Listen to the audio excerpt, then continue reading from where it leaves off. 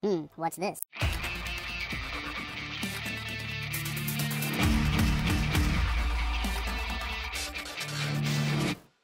Hello, welcome back to the Freak Show. Bumpy McSquigums here. It's time for a little bit more action in the Dwarves. We've gone around and just kind of murdered a whole bunch of orcs for, well, I'd say no reason, but just they're orcs. Do we really need another reason other than the fact that they're orcs? I don't think so.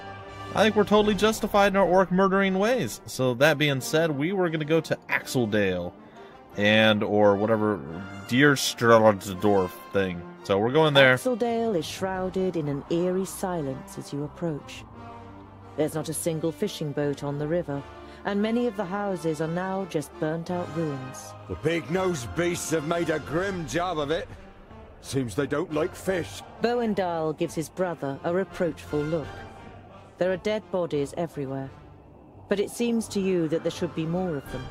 For a brief moment, you hoped that the villagers had fled.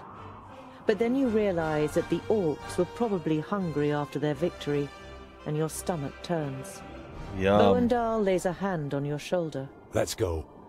There's nothing more we can do for these people. But maybe there are others we can help. Indeed. Alright. Well, it's weird how you can... Never mind. It's fine. I guess we'll go visit them? We'll kind of...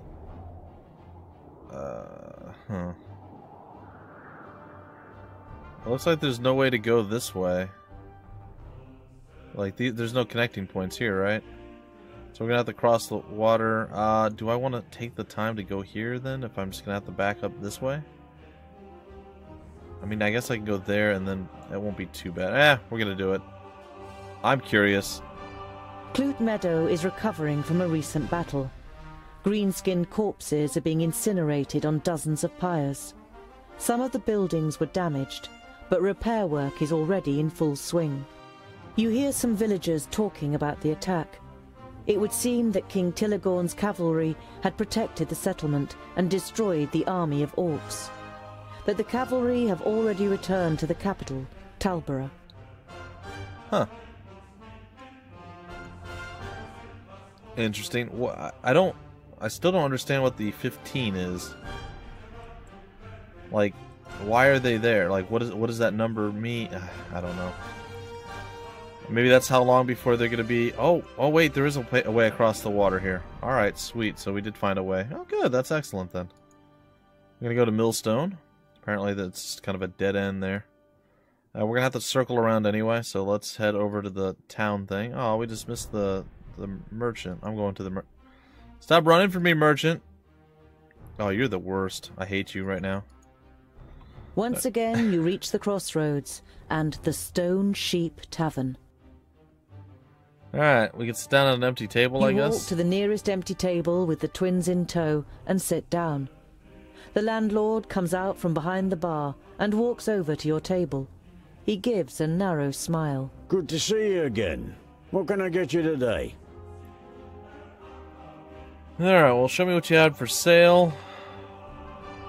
I guess we should buy a little bit more food.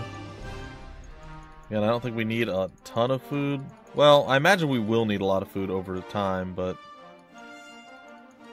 I'm gonna go with, there we go, 30 more. It's gonna be fine. I think, we'll see. Confirm, especially if I keep making mistakes. Despite Boendal's loud protestations about wanting another drink, you say goodbye and set off on your way, accompanied by the twins. Okay, well, we're gonna head up this way. Seems to be just about the same amount. Alright, we've made it to this spot. You arrive at a small, bustling village. One thing is clearly missing from the lively scene. The sound of metal on metal from the village smithy that would normally be heard above everything else at this time of day. A dour, grim-looking man is sitting in front of the forge with his right arm in a sling. His expression brightens as he sees you, and he jumps to his feet. Dear Dwarves, could I interest you in helping me in my workshop for a day? The man's expression is somewhere between desperation and hope. As you don't answer immediately, he continues. You will, of course, be royally rewarded for your work. I can offer you 100 gold pieces. Okay, well, what happened to your arm, sir? What happened to your arm? A stupid accident. A box of blanks fell down. I was trying to catch it. It will heal, fortunately, but I won't be able to wield my hammer for a while. You must have quite a backlog of work. You nod sympathetically. You always felt bad if you were ill or couldn't work in the forge for some reason or other. Loads. But if what I hear about the metalworking skills of the dwarves is true, it will be easy for you to manage it in a day. Okay, yeah, we'll help you. I'll help you. I worked in a forge for a while. You modestly conceal that in this case, a while means almost a whole human lifetime. A little later, you are standing in the workshop, examining the smith's inferior tools, while he fires up the forge and prepares everything for the job, as well as he can, with just one good arm. You weren't able to persuade the twins to help you. As warriors, they'd rather go hunting, Boindil declared. But you think it's more probable that you'll find them drinking beer. But you don't care. You're excited about being able to smith again after such a long time. No doubt, no doubt. Hours later, you have forgotten everything around you. Wait. Oops, I I'm did it talking again. to you. I'm sorry. You look up in surprise. Everything but the beating of the hammer had ceased to exist, and you didn't notice that someone has come in. Can you do it? You immediately dislike the middle-aged man. He sounds you out so doggedly with his light grey eyes that it feels as though he wants to look right through you and into your deepest thoughts. The man points to two horses. Those two, in 1 hour. I apologize, folks. I wanted to move the camera, see what's up here a little bit, get a little bit better view of the map. And I gotta remember that while she's talking, I can't do that because it skips her. So my apologies, folks. I'll make sure I don't do that again in the future, intentionally or unintentionally, as it were. At least there was enough time there for you guys to pause and read pretty easily. But again, I apologize. I'll try not to do that in the future. You want me to shoe these horses? No problem. What's the deal with the horses? With the forge hammer in your hand, you play dumb. You blink and look back and forth between the horses and the man. What's the deal with the horses? You expect the man to fly off the handle, but you feel even more uneasy when he asks you quietly and very slowly to please re-shoe the two horses. Yeah, I guess I'll do it. Sure. These two need shoeing? No problem. The man doesn't look convinced, but you get to work with confidence. Two more armed men are standing next to the horses, sizing you up. Talk to the men, watch the men secretly while you work. Talk to the men. So, you're mercenaries, I take it? You're only trying to engage in conversation, but the man looks at you incredulously, as if he didn't expect dwarves to be able to talk. Something like that. Got lots of work? Oh, do you know anything about the armies of orcs from the south? We can't complain. The man's tone makes it clear that the conversation has ended here. You carry out the work in silence. As the leader of the mercenaries pays you, you have the feeling that he is trying to transfix you with his eyes. The men leave the workshop without a word. Weird. We could follow the men in secret, or concentrate on the rest of our work. I'm going to follow them in secret, because that sounds like a terrible The men join a larger idea. group of horsemen, more than a dozen, outside the village. You stay hidden and listen. My stealthy skills have Not here in improved. the village. Go. Search the road between here and Clintal again. The other mercenaries nod and the group rides off. You can't make head nor tail of what's going on here, but you don't like it. You tell the twins about your encounter, and they decide to be especially vigilant over the next days.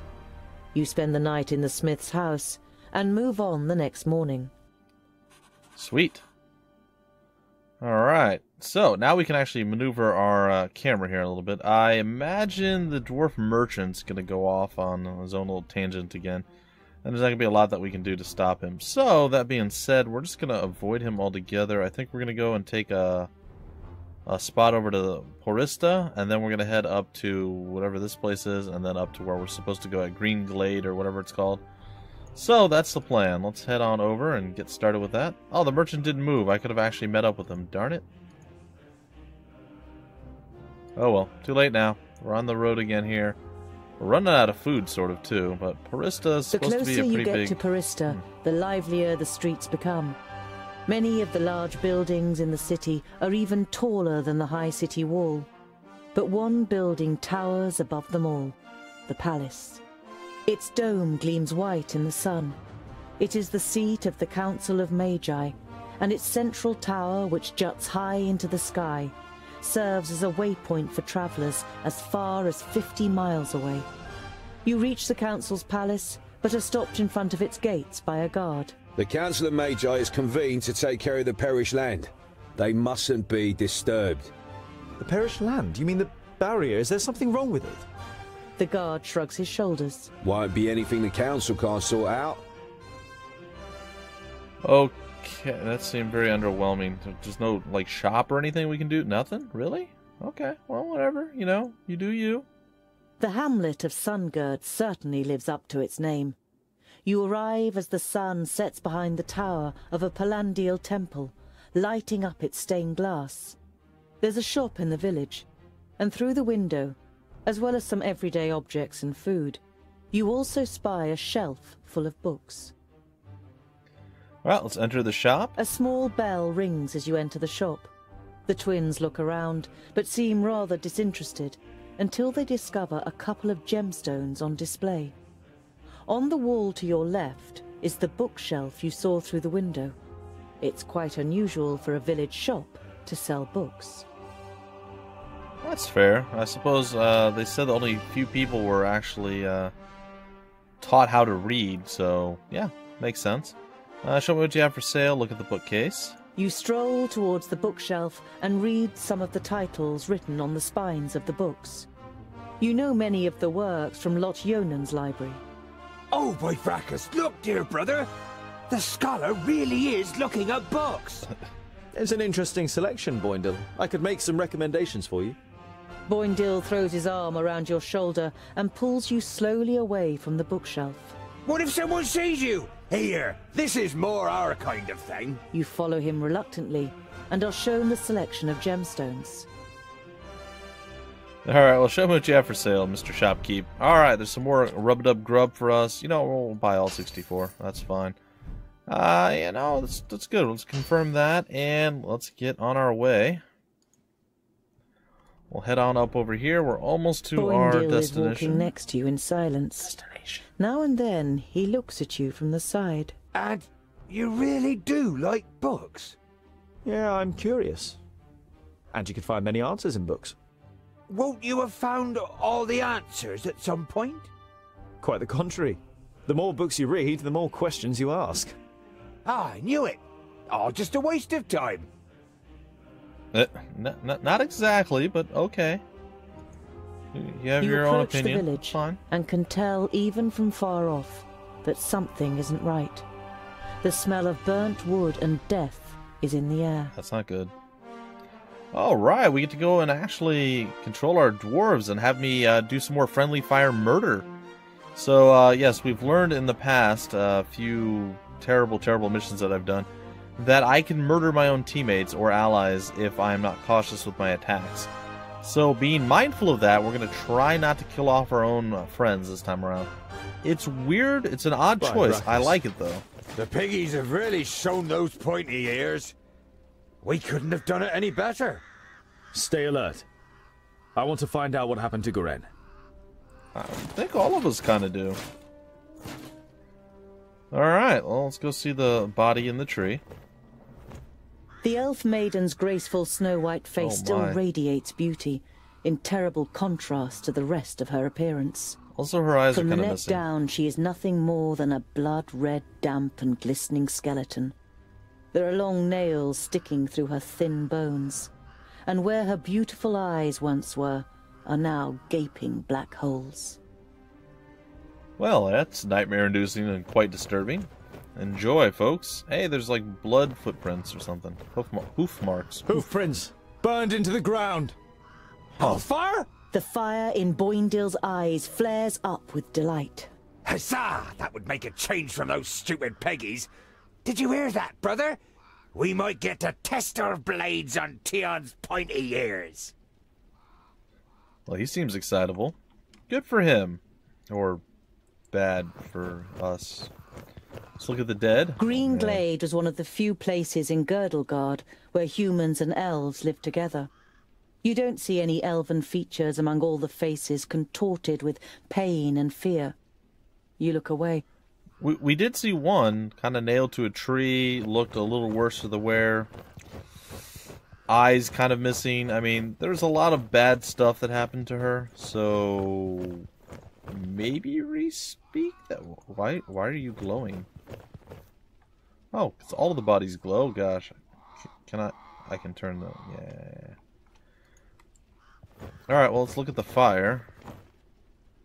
The smell of the smoke has accompanied you for a while now, but here, so close to the bodies, it is masked by the sweet smell of death. You have a bitter taste in your mouth and have to pull yourself together to avoid vomiting in disgust. Yep, not great. Let's look at a painting here. The hand that painted this picture was that of a master. It is composed exclusively in shades of red, but every single little detail is painstakingly and precisely reflected. Trees, the remains of buildings, bodies. You hesitate. This picture portrays the village in its state of ruin. Examining the canvas more closely, you realize that it is actually made of skin. And the red paint seems more than suspicious now. Well, guess that takes living art to a whole new level. Well, I guess at this point it's dying art or dead art, but still. You have read about the elves and their buildings. This here had always just been a small example of their architectural skill, which achieved perfection in Alandur. Now burning and ruined, the pavilion makes an even sadder impression. Well, not great. Alright, how do we get to there? Oh, like that. Okay. Weird. Interesting. The Magus had these books on him when he was attacked. Was he trying to bring them to safety? Your eyes fall upon a sealed letter next to the books. The circumstances seem grave enough for you to break the seal. Greetings, Tugger. I am glad to hear that you finally wish to confide in Lot Yonan. I have found out something new about the demon. It's all written in these books. I think they are the key to his destruction, or I hope so, at least. Yours faithfully, Goren. Huh. What demon are they talking about? You instinctively think about how the magical barrier is only a few days' march north of here, and beyond it, Varakas only knows what kind of creatures live in the Perish Land. I didn't. There was. I knew I something. smelled a stench of groundlings. Huzzah! This will be fun! We finally get to fight! I hope your blood doesn't clot too much. It has to be nice and fluid for my fine brushstrokes. Ha! How do you plan to defeat us, pointy ears? There are 3 of us! Oh, only 3. That makes it easier. She looks over the corpses. Otharin Lueth Buanre! Uh-oh. I would say, why do I have a bad feeling that we're gonna have like a Night of the Living Dead situation here? That's the perished land. Impossible. Greenglade is south of the barrier. I know of nothing else that can resurrect the dead. Knock their heads off or they'll keep coming back. Oh, we're gonna fight a giant horde of undead while trying to fight a crazy, masterful, blood-painty person with, yeah, no, this can be fine. It's totally fine. Yeah, no big deal. Alright, so we have to kill all the undead, kill the Alfar and the Shadow Mare as well. Ha! Because that just seems like a very, very, very easy endeavor for us. Alright, I think we're gonna send you after the Shadow Mare. We're gonna send you after the Alfar. Then you're gonna come over here, and we're gonna see how this... Oh god, they're fast. Look how fast they are. Oh my god. I'm with you! Alright, I'm definitely losing track of what's supposed to be happening here. Alright. So we're gonna come over here. We are going to... Do we... Are these okay, or are they all against? I don't. Oh boy. Well, it looked like I did a little bit of damage there. Please wait a moment. And what now? Come on, Boyndil. Do something cool. Shadowmare is kind of getting wrecked. Oh, jeez. Not anymore. Uh-huh. How are we doing? We're okay-ish? Okay, What is it? you're still doing whatever it is that you're doing. It's not going super well for you, buddy. Oh, you've gone crazy. You've gone and lost your mind. Okay. All right. Alright, so the horsey's dead. And now we gotta get over to Say you. goodbye forever. Meanwhile, we're kind of getting wrecked, but we're gonna go ahead and attack here. In hopes that we can somehow survive this. For Brachus! For Brachus! Alright, we're gonna go down here. Yes. Boyndil, where's the Alphard chick? Where'd she? Oh, she's over there somehow. What's she doing over On here? my way.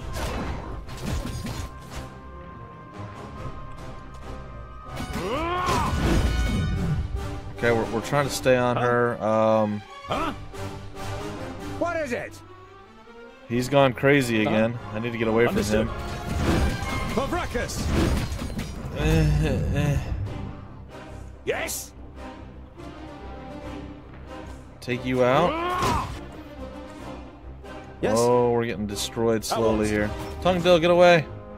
Are you done being crazy yet? You are not. Huh? Understood. At once. Retreat. Oh, we're on fire. That's not great. Okay. What is it? What now? Finally. Oh, you finally recovered. Sweet.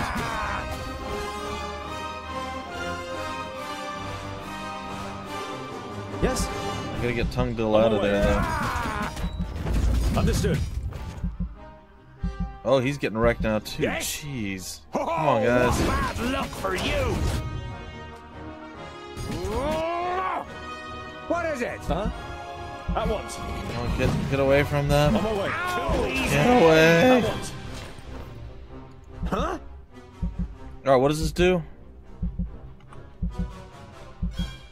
Of course. We need space. We need Yes, space. Give us space. Of course. Ha ha. Ah. Huh? Understood.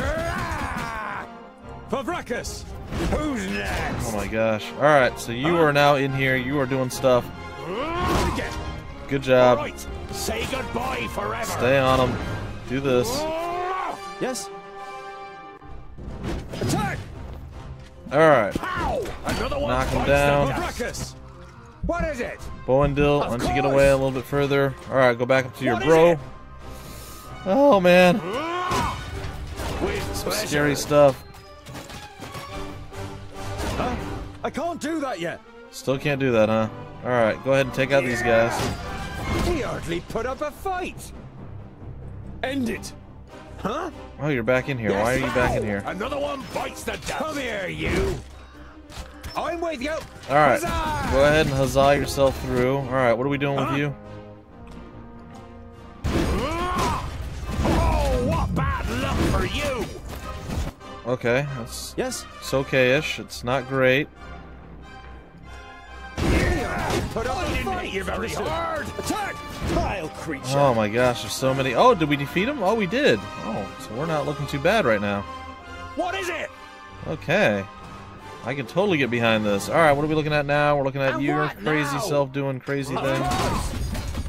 Go ahead and chop your way through everybody, buddy. Huh? Alright, he's doing stuff. We gotta get away from him, though, because he's gonna do bad things to us as well. End it! On my way. Alright, keep your attacks going, friend. Huh? Chop your way through. Yes! Another one bites the Finally dust. doing it. He hardly put up a fight.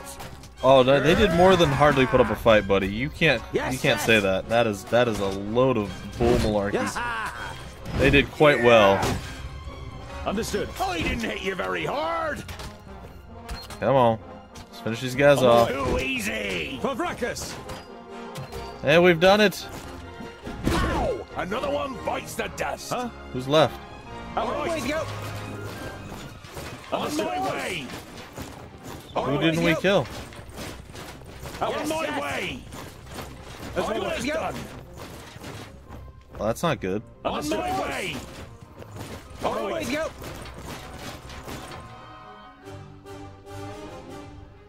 On my way. Who did... Oh boy, who did we miss? On my way. All right. Yes. There you are. Alright. Luck for you. And what now? There it is. Next. Jeez. A little bit of moving around and doing some stuff there, but we got through it. It's not bad. Oh. Dwarves, What? you protected the glade.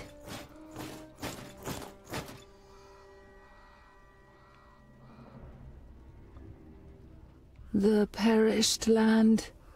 The barrier has fallen. You can feel your stomach cramping. Unlike Boindale, you can't say a word. The damn Magi only had one job. So this is what it is like to rise from the dead. I feel nothing. I am left with nothing. My love, my beauty, my home, and my forest. Everything has been taken from me. I beg you, have mercy, and put an end to my suffering. Without even being able to look into her eyes, you recognize the sadness in the elf maiden's expression. The dignity that she must once have radiated can only be imagined in her current state. How were the Alfar able to conquer Greenglade?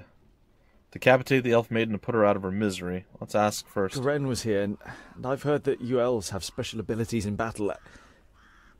Did the Alfar take you by surprise in your sleep? I felt her presence, but when I confronted the elf, she had already killed the first of us and resurrected the perished land. It fills humans and dwarves with a hatred for life. It turns you into beasts.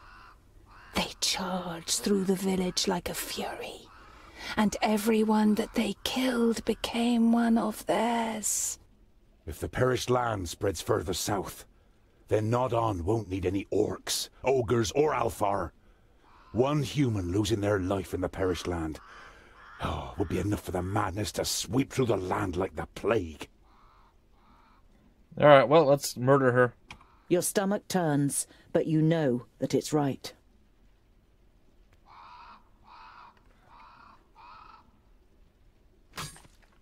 Dang! You've never seen the twins looking so serious.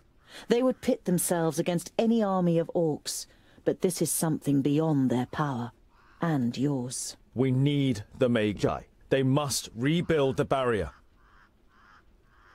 Alright, we must let Lot Yonan know what has happened here. I can't believe the barrier has fallen. We must let him know. We must go to Lot Yonan before the perished land spreads further. He will know what is to be done. Neither of your companions objects. Can't believe the barrier has fallen. Can't believe it. The barrier has fallen. How could that happen?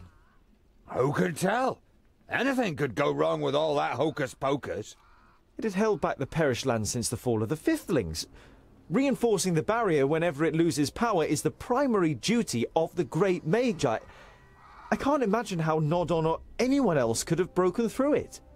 You think of the demons mentioned in Garen's letter. You wonder whether it could be possible that a demon from the outer lands might possess powers so great that even the 6 Magi weren't ready for it. I suppose it's possible. Don't really know.